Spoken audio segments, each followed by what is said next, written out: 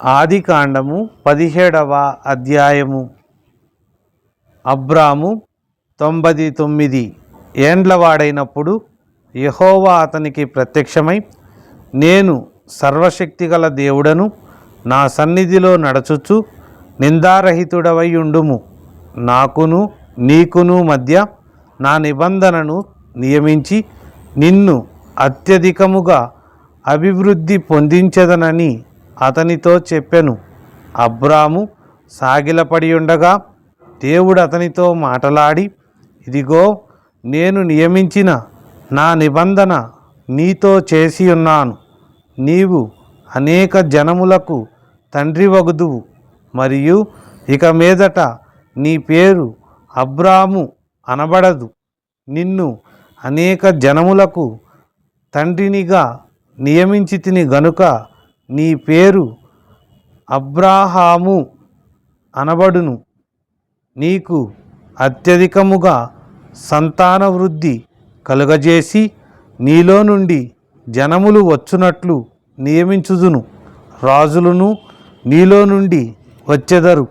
నేను నీకును నీ తరువాత నీ సంతానమునకును దేవుడనై ఉండునట్లు నాకును నీకును నీ తరువాత వారి తరములలో నీ సంతతికిని మధ్య నా నిబంధనను నిత్య నిబంధనగా స్థిరపరచెదను. నీకును నీ తరువాత నీ సంతతికిని నీవు పరదేశివయ్యున్న దేశమును అనగా కనానను దేశమంతటిని నిత్య స్వాస్థ్యముగా ఇచ్చి వారికి దేవుడనై యుందునని అతనితో చెప్పెను. మరియు దేవుడు నీవు మాత్రమే గాక నీ తరువాత వారి తరములలో నీ సంతతియు నా నిబంధనను గైకొనవలెను. నాకును నీకును నీ తరువాత నీ సంతతికిని మధ్య మీరు గైకొనవలసిన నా నిబంధన ఏదనగా, మీలో ప్రతి మగవాడును సున్నతి పొందవలెను. మీరు మీ గోప్యాంగ చర్మమున సున్నతి పొందవలెను. అది నాకు నీకు మధ్యనున్న నిబంధనకు సూచనగా ఉండును. 8 దినముల వయస్సు గలవాడు అనగా నీ ఇంట పుట్టినవాడైనను నీ సంతానము కాని అన్యుని యొద్ద వెండితో కొనబడిన వాడైనను మీ తరములలో ప్రతి మగవాడు మీలో సున్నతి పొందవలెను. నీ ఇంట పుట్టినవాడును నీ వెండితో కొనబడినవాడును తప్పక సున్నతి పొందవలెను. అప్పుడు నా నిబంధన మీ శరీరమందు నిత్య నిబంధనగా ఉండును. సున్నతి పొందని మగవాడు అనగా ఎవని గోప్యాంగ చర్మమున సున్నతి చేయబడదో అట్టివాడు తన జనులలో నుండి కొట్టివేయబడును. వాడు నా నిబంధనను మీరియున్నాడని అబ్రాహాముతో చెప్పెను. మరియు దేవుడు నీ భార్య అయిన శారయి పేరు శారయి అనవద్దు, ఏలయనగా ఆమె పేరు శారా. నేను ఆమెను ఆశీర్వదించి ఆమె వలన నీకు కుమారుని కలుగజేసేదను. నేను ఆమెను ఆశీర్వదించెదను. ఆమె జనములకు తల్లి అయి యుండును. జనముల రాజులు ఆమె వలన కలుగుదురని అబ్రాహాముతో చెప్పెను. అప్పుడు అబ్రాహాము సాగిలపడి నవ్వి, 100 ఏండ్ల వానికి సంతానము కలుగునా? 90 ఏండ్ల శారా కనునా అని మనస్సులో అనుకొనెను.